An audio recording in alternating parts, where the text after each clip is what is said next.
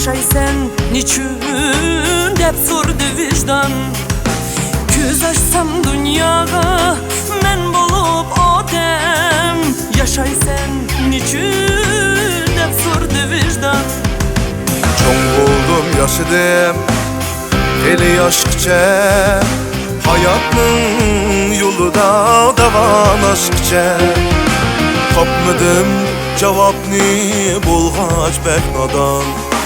Tapmadım cevapni bulgaç bek nadan.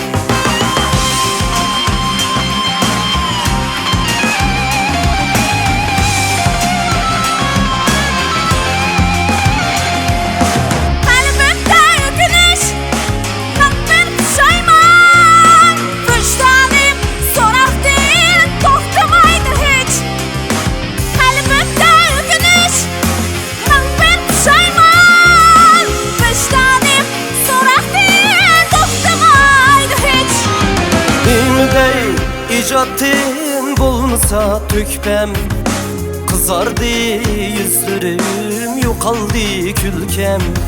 Jürükün cevapsız turattı diptik. Jürükün cevapsız turattı diptik.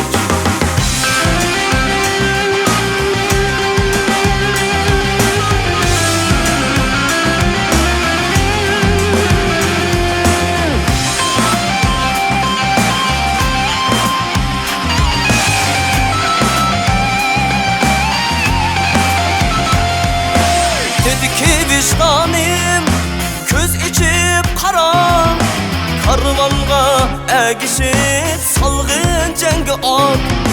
Dedi ki vicdanım köz içip karan, karvanga egişip salgın cengi at. Katlettin uygunup kaddimni ruslap, intildim küreşke mensilni boylap. Sezdim men özemni şu çağdı perhat. Sezdim men özemni şu çağdı perhat.